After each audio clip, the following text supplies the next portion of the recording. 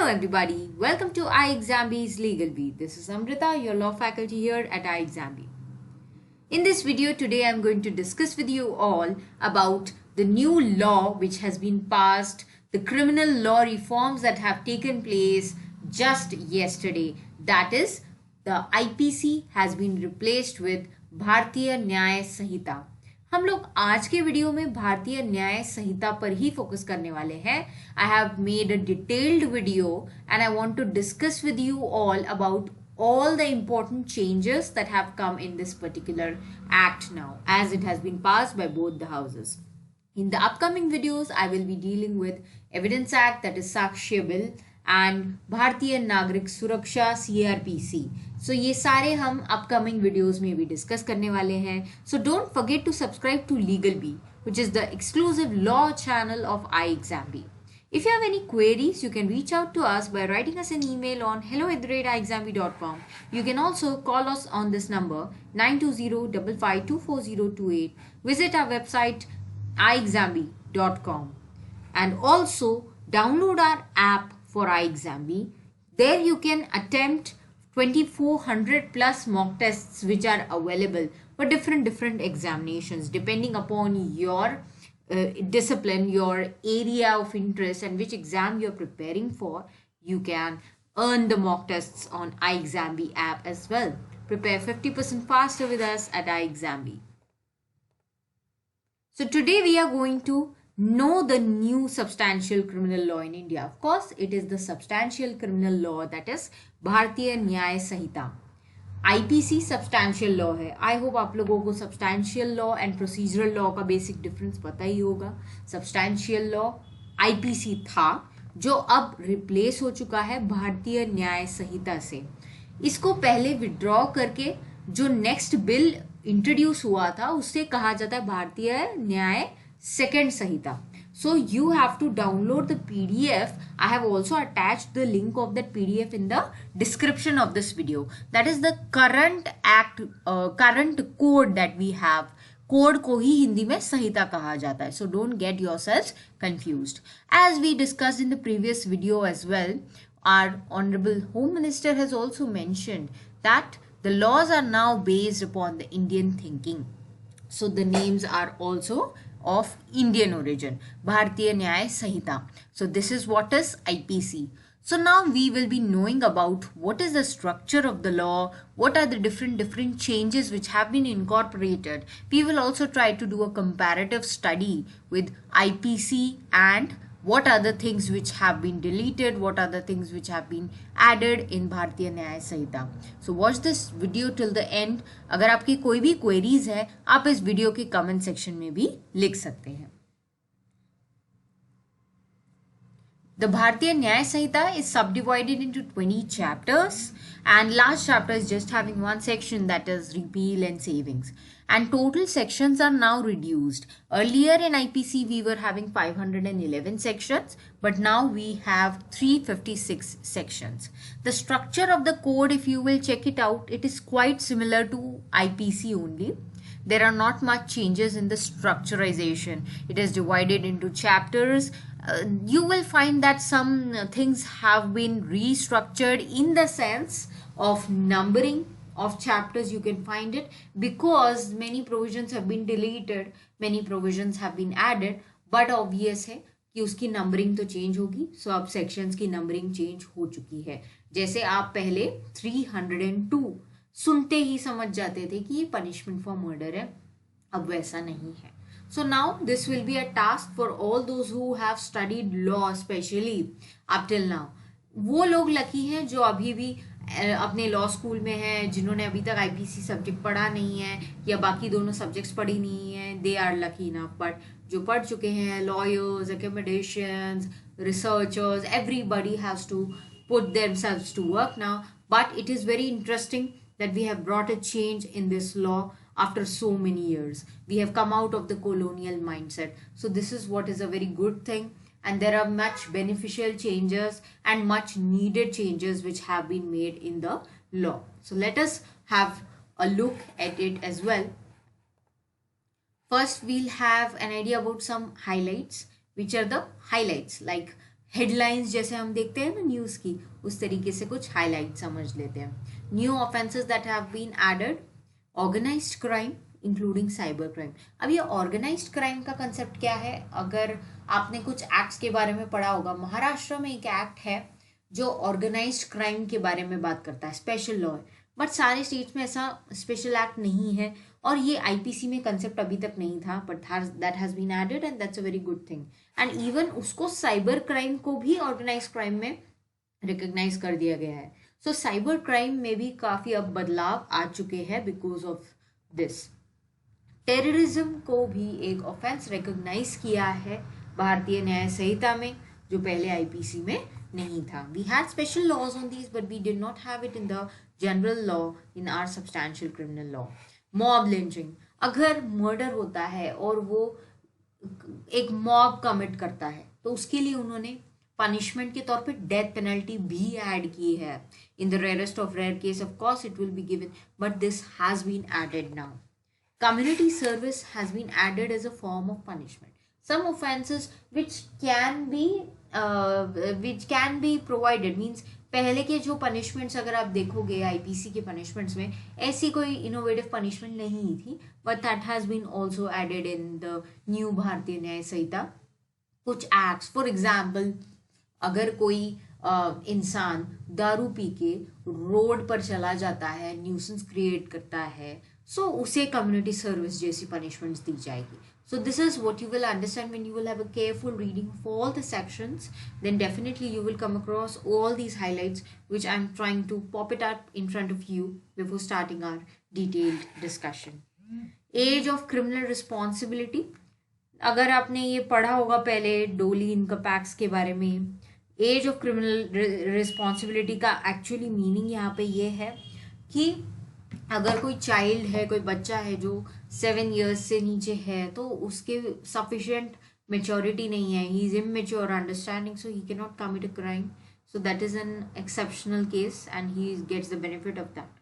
So that has been extended to 12 years depending upon the maturity of the accused. Whether he is sufficiently mature और not, ये उसमें एक clause add कर दिया गया है. Then you have adultery and sedition. We all are aware about the landmark judgments relating to these, and these offences have been talk of the show, but now it is no longer an offence, and as per the Honorable Supreme Court judgments, these offences have been removed from the Sanhita, keeping that in mind. So now I would like to take you all to the next thing that we are going to discuss now, that is the actual act. I will open the actual act in front of you, and that is the thing, भारतीय न्याय second संहिता. इसका PDF जो है मैंने आपके video के description में भी अटैच कर दिया है. So I would like all of you to download it, go through it and start studying it. कोई भी क्वेरीज आते हैं, do reach out to us at I exam भी. आप इस वीडियो के कमेंट सेक्शन में भी डायरेक्टली हमें लिख सकते हैं, ईमेल कर सकते हैं, कॉल कर सकते हैं. भारतीय न्याय सेकंड संहिता, इसका भी मैंने रीजन आपको बता दिया गया है कि ये सेकंड क्यों है. सो अभी आपको कंफ्यूज नहीं होना है. प्रीलिमिनरी चैप्टर है. जनरल एक्सप्लेनेशन का पहले एक चैप्टर हुआ करता था आईपीसी में, बट अब उसको एज अ सेक्शन इंक्लूड कर दिया गया बिकॉज उतने एक्सप्लेनेशंस की ऐसे जरूरत नहीं थी. That is what is the thing. 1860 और 2023 आप देखिए कितना टाइम का फर्क आ चुका है. So definitely these changes were inevitable. So that has been done now. Chapter 2 has now become the chapter of punishments from 3. In punishments you will be finding what all punishments are there. हम लोग index से ही discussion कर लेते हैं आज. काफ़ी चीज़ें आपको इसमें ही समझ में आ जाएगी. Then you can go into the details of the provisions. Punishments का अगर आप देखोगे, उन्होंने कुछ माइनर चेंजेस इसमें किए हैं, एंड सॉलिटरी कन्फाइनमेंट को ज़्यादा चेंज नहीं किया है उन्होंने. जैसे कि सॉलिटरी कन्फाइनमेंट में चेंजेस हम एक्सपेक्ट कर सकते थे बिकॉज लॉ कमीशन ने भी टाइम टू टाइम रेकमेंड किया हुआ है, but that has actually not been made out over here. And in this also, as you can see, sentence may be in certain cases of imprisonment wholly or partly rigorous or simple. ये एक innovative provision इन्होंने यहाँ पे add किया है कि regret और simple को पार्टली या होली किया जा सकता है, इट डिपेंड्स अपॉन द जज, बट इसके लिए एक स्पेशल उन्होंने यहाँ पे सेक्शन ही बना दिया है. सो this is also very good thing. Commutation of sentence, fractions of terms of punishment यहाँ पे है. टाइप्स ऑफ पनिशमेंट सेक्शन 4 में है. Amount of fine, liability in default of payment of fine, limits of punishment of offences that are made up of several offences. So इस तरीके से इसको उन्होंने काफ़ी मॉडिफाई किया है. Then coming to the general exceptions, general exceptions में अगर आप देखोगे काफ़ी कुछ आपको मिलेगा कि एज इट इज़ ही है. एंड ये डोली इन कपैक 7 years of age and डोली कपैक above 7 and under 12 years of age. Exceptions में आपको इतने चेंजेस नहीं मिलेंगे. राइट टू प्राइवेट डिफेंस भी यहाँ पर आपको दिख रहा है.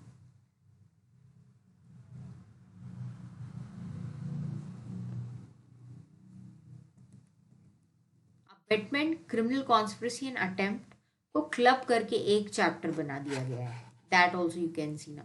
अटेम्प्ट पहले लास्ट सेक्शन हुआ करता था आईपीसी में 511, उसको उन्होंने चैप्टर 4 में कवर कर दिया है. Abetment, criminal conspiracy and attempt को एक साथ मर्ज कर दिया गया है.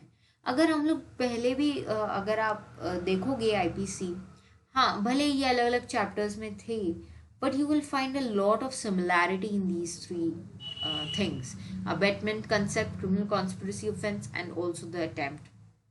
कई बार आपको दिखेगा कहीं कहीं कॉमन पनिशमेंट्स भी है. सो इसको इन्होंने बहुत अच्छा मूव किया है. ये एक बहुत ब्यूटीफुल तरीका है ड्राफ्टिंग करने का. इससे स्टूडेंट्स को भी काफ़ी इजी हो जाएगा ये चीज़ें समझने में और याद रखने में. And even for the academicians, for lawyers, no doubt. Students मैं इसलिए कह रही हूँ क्योंकि काफ़ी सारे लोग कॉम्पिटेटिव एग्जाम्स के लिए प्रिपेयर कर रहे हैं जो हमारा चैनल देखते हैं, वीडियोस देखते हैं. एंड डेफिनेटली लॉ स्टूडेंट्स है, now they have to study all these laws. So this is something which is good for you, and rather it is easy for anybody to go through. Abatement of thing, abatement in India of offences outside India, outside India for offense in India. काफ़ी simple कर दिया है ऐसा मुझे लगता है. This is my personal opinion, and they have then clubbed it with criminal conspiracy, and I feel that this is something which is quite logical. Attempt, punishment for attempting to commit offences punishable with imprisonment for life or other imprisonment. Now this is a very important change that have been brought over here. Offences against women and child, इसके लिए उन्होंने all together एक chapter बना दिया है अब, जो पहले नहीं था. पहले ऑफेंसेस अगेंस्ट ह्यूमन बॉडी में ही सारे ऑफेंसेस कवर्ड थे, बट अब एक स्पेशल चैप्टर बना दिया गया है offences against women and child. So this is a very nice move. I would say this is a commendable thing which has been done. Even in the punishments you will find when you go into the detail that the punishments also are framed properly. जैसे अगर आप देखोगे gang rape है, उसमें भी उन्होंने काफ़ी detail में पनिशमेंट्स प्रिस्क्राइब किए. एंड उसमें उन्होंने विक्टिम गर्ल की एज को कंसिडर करके भी पनिशमेंट्स दिए.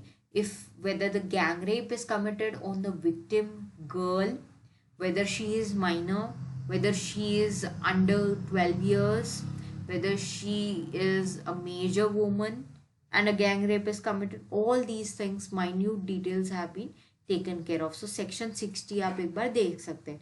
पहले अगर आप याद रखोगे तो काफ़ी सारे अमेंडमेंट्स हुए थे 375 में, बट अभी उन्होंने इसको एक इंडिविजुअल जैसे गैंग रेप को बना दिया है पनिशमेंट फॉर रिपीट ऑफेंडर्स. तो ये काफ़ी स्ट्रिंजेंट कर दिया गया है. That is good thing.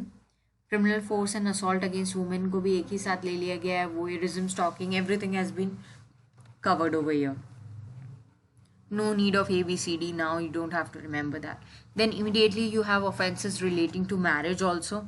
Dowry, death, cohabitation caused by man deceitfully inducing belief of lawful marriage, marrying again during the lifetime of husband or wife, bigamy. काफ़ी ये सारी चीज़ें इन्होंने एक साथ यहाँ पे. क्रूअल्टी, देन 498A जो था हमारा वो भी चेंज हो गया, अब 85 हो गया है. husband or relative of husband of a woman subjecting her to cruelty. Then you have the offenses of miscarriage. Then you have offenses against child. Exposure and abandonment of child under 12 years of age by parent or person having care of it. And punishment भी काफ़ी stringent की गई है इसके लिए. सो protecting the interests of a woman child has been properly taken care of comparatively to what we had in IPC 1860. This you can see offenses against human body is quite a lot same. सिर्फ इसमें से एक निकाल करके एक women and child पर एक chapter बना दिया गया है जो बहुत ही लॉजिकल मूव था. इसमें आपको मिलेगा कल्पेबल होमिसाइड मर्डर, यहाँ से स्टार्ट हो रहा है.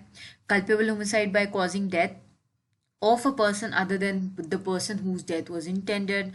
Then in 103 you have punishment for murder. So 302 अब हो गया है 103. Punishment for murder by life convict, punishment for culpable homicide not amounting to murder, causing death by negligence, abatement of suicide of child, abatement of suicide, attempt to murder, attempt to commit culpable homicide. अब यहाँ पे आपको attempt to suicide भी नहीं मिल रहा है यहाँ पे. So जो recommendations दिए गए थे लॉ कमीशन के रिपोर्ट से, जो सुप्रीम कोर्ट के जजमेंट्स आए हैं टाइम टू टाइम, वो सब कंसिडर करके कहीं ना कहीं आपको दिखेगा इस एक्ट में वो रिफ्लेक्ट हो रहा है. कुछ एरियाज हैं जो आई एग्री कि वो अभी भी स्कोप है, जैसे कि सॉलिटरी कन्फाइनमेंट का मैंने आपको कहा, prisoners related, and there are many things, death penalties related. ये इस पर भी काफ़ी सारा रिसर्च हुआ है एंड काफ़ी सारा रिपोर्ट्स लॉ कमीशन की कुछ और आई हैं, लेकिन वो सब अभी भी वैसे का वैसे है. बट कुछ एरियाज आपको मिलेंगे कि जहाँ पे चेंजेस है. So again it is all upon the current situation that is going on, and keeping that in mind these changes have been incorporated. Organized crime, जैसे मैंने आपको कहा, न्यू ऑफेंसेस ऐड हुए हैं. This is a very good move. पेटी organised crime का भी concept है एंड टेररिस्ट एक्ट का भी कंसेप्ट. 111, 112, 113 ये आपके लिए कंप्लीटली न्यू है. आप इसको अच्छे से डिटेल में पढ़ सकते हैं, जो इन्होंने ऑफेंसेस अगेंस्ट ह्यूमन बॉडी के ही चैप्टर में ऐड कर दिया है. Organised crime, petty organised crime and terrorist acts. Now next is hurt. Previous hurt जैसे आपको काफ़ी सिमिलर ही मिलेगा जैसे पहले था. बेसिक स्ट्रक्चर जो है एक्ट का वो उसी तरीके से लिया गया है. Criminal force, assault, wrongful confinement, kidnapping, abduction, slavery and force labour, trafficking वगैरह उसमें वैसे ही. Then you have offences against the state, उसको भी उन्होंने काफ़ी हद तक सिमिलर रखा है. सिर्फ आपको मिलेगा कि सेडिशन जो ऑफेंस था एज सच वो निकाल दिया गया है, as we had the judgment also for that, but still it has been substantially covered, we can say. An act endangering the sovereignty, unity, integrity of India. उसमें sedition के काफ़ी सारे आपको फीचर्स एक्चुअली मिल जाएंगे जो कहीं ना कहीं कवर्ड है, बट एज सच सेडिशन का जो ऑफेंस है वो निकाल दिया गया है. Offences relating to army, navy, air force, offences relating to elections, it is also there. Then offenses relating to coin, currency notes, bank notes and government stamps. ये भी काफ़ी हद तक सिमिलर ही है. ऑफेंसेस अगेंस्ट पब्लिक ट्रैंक्विलिटी, उसमें unlawful assembly भी है, writing भी है, एफरे भी है, एज इट इज़ है वो. ऑफेंसेस बाय और रिलेटिंग टू पब्लिक सर्वेंट्स भी काफ़ी हद तक सिमिलर है. Contempt to lawful authority of public servants also you will find quite many things are similar over here. False evidence से रिलेटेड ये सारा जो पार्ट है ना, ये काफ़ी हद तक उन्होंने सिमिलर ही रखा हुआ है. Then offences affecting public health, safety, convenience, decency and morals, this is also quite similar but still there are some slight changes. Offences relating to religion is there. Offences against property you will find theft, extortion, robbery, dacoity काफ़ी हद तक similar है. And cheating, mischief, criminal trespass, इसमें थोड़ा सा आपको मिलेगा simplify किया हुआ है. क्रिमिनल ट्रेसपास में जो मल्टीपल सेक्शंस आपको मिलते थे, house breaking, house trespass, house breaking, जैसे इन्होंने यहाँ पे पनिशमेंट एक ही सेक्शन में दे दिया. सो थोड़ा सा उसको यहाँ पे उन्होंने सिंप्लीफाई कर दिया है. That thing you can find over here. Offences relating to document and property marks, that is also quite similar only with what we had. And criminal intimidation, insult, annoyance, defamation has been combined together in one chapter now. Earlier we had many chapters of it, but that has also been combined. Defamation को भी काफ़ी ज़्यादा short कर दिया है comparatively, but वैसे पहले भी वो शॉर्ट ही था, ज़्यादा ये नहीं था, but अभी उन्होंने 2 sections रखे हैं उसके. That is the last chapter is relating to defamation, criminal intimidation, insult, annoyance and repeal and savings is the last chapter जिसमें एक ही section है. So this was all about the new Bharatiya Nyaya Sahita. I hope you all have understood many things and the important key highlights of the bill as well. I would suggest all of you to have a reading of the act. If you have any queries, do reach out to us anytime. We are there to help you. Thank you everybody. Have a good day.